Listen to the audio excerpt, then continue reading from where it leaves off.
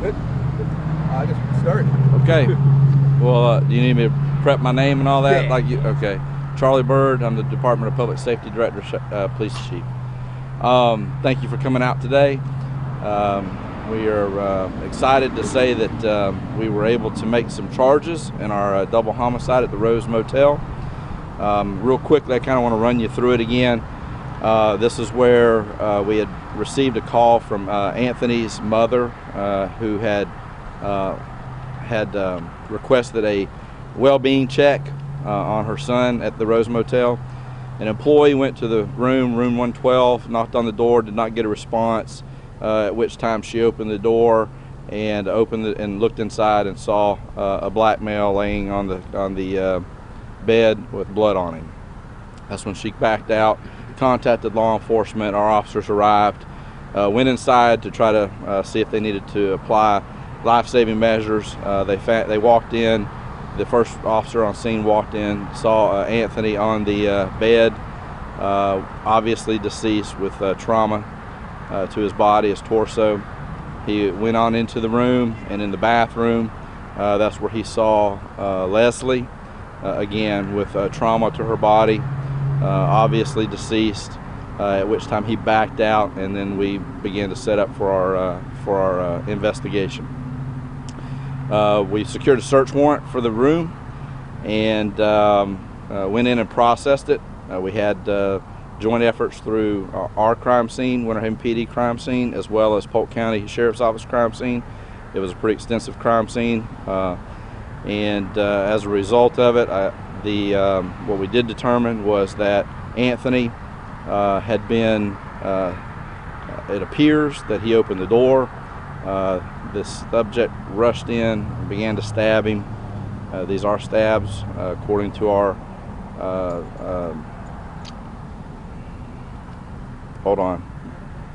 medical examiner after the autopsy, and he had been stabbed approximately 7 to 8 times. Leslie, it's the same thing, approximately 7 to 8 times. It was very violent.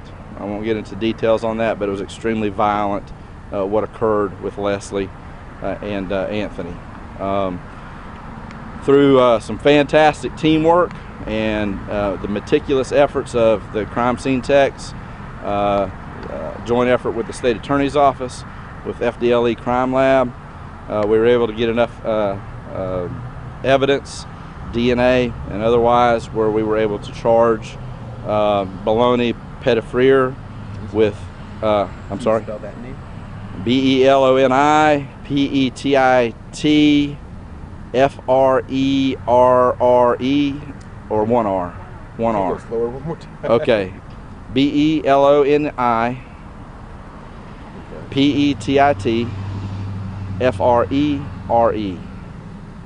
Beloni Petitfrere. With 2 counts of first-degree murder, with armed burglary into a dwelling, and with tampering with evidence. Now I want to kind of say that, just to give an explanation, this was a crime that was about ego and possession. It was a domestic violence crime, and what bottom line is that he was possessive of Leslie, Beloni that is, and he became very upset when she made the announcement that she was leaving him, and she had sought solace and with Anthony. Anthony was helping her with that, and Beloni became very angry about that. One of the things that we found through our investigations was that Beloni had actually been, just prior to the homicide, been on a porch with a roommate, smoking marijuana laced with ecstasy, and claiming and talking about how upset he was with what had occurred. At one point, he said that she did him wrong and that he was going to kill his old lady. After the homicide, he requested and received a ride from a neighbor to Orlando, at which time she told us that he was very agitated, that he was going from emotion to emotion. He started talking about how she was talking, that Leslie was talking about baloney, and that he was leaving, that she was leaving him, and that he was upset about that. And at one point he even began laughing and said, she won't be talking anymore. So I just want to say, and I'll answer questions in just a minute, I just want to say that again, it was through teamwork, dedication, attention to detail that we were able to put this thing together pretty quickly. It's not something that we can celebrate because somebody lost their lives in the family, but we can know, we can be happy in the fact that we're giving the family members some closure here, that they're able to have some closure because we're able to charge this monster with this crime. And with that, I'll open it up for any questions that you might have. If the first victim was spotted right away and Leslie wasn't, did she flee to the bathroom while he was being stabbed and was killed in there? We can only speculate, which I'm not going to get into, but we do know that she was in the bathroom, and we do know that forced entry was made into the bathroom. Was the weapon found? At this point, I don't believe so. Were they just dating or married? They were dating. They had recently broken off? Or? Yes, there was. We had gotten indication from witnesses that said that she was trying to break off and leave him. Actually, they were living together in another room at that at the Rose, and she had broke it off, and he had moved out just the week before or days before. Can we release what room number it happened in? It happened in 112. 112?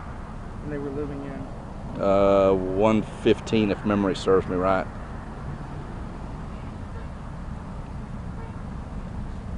And just to double check, I think this was in the press release as well. He was already in jail for unrelated charges, correct?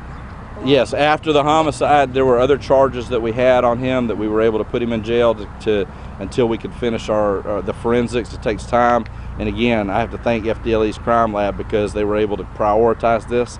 It was important that they prioritize it, and that's why we were able to get it before he was able to get out of jail. So he was immediately the prime suspect, and you guys found that there was other charges on him, and were able to pick him up and hold him while... Yeah, as the investigation progressed, that's exactly what happened. Is we followed in fact, we're still following leads today because we're going to run every lead down. This case is far from completely over because we still have a lot of investigation to do. But with that said, that was one of the leads that started showing as we started looking into it that he was somebody that we were really interested in, and we really focused on him for a little while. And at that point in time, all of the evidence started coming together that linked him, the information that we needed. Did he make it to Orlando? Yes, he did.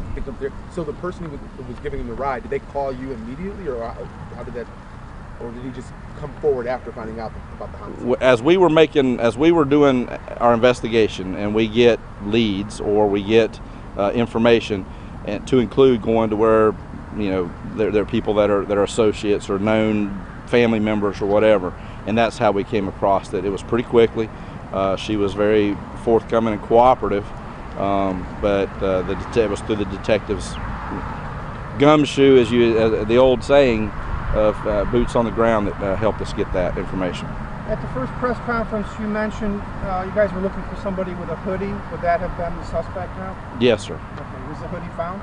I have not looked at the evidence log, so I'm not sure what was collected. Okay. And when the mom called wanting the well-being check done, did she mention that she was worried about a situation over there? No, she was worried because her son usually calls her every day, and whenever he didn't call her, and then she tried to call him, that was behavior that was not normal for him, because he usually contacted her or would call her as soon as he was able. So she became concerned. Do we know how long they were living at the motel? I don't know that off the top. I don't know that off.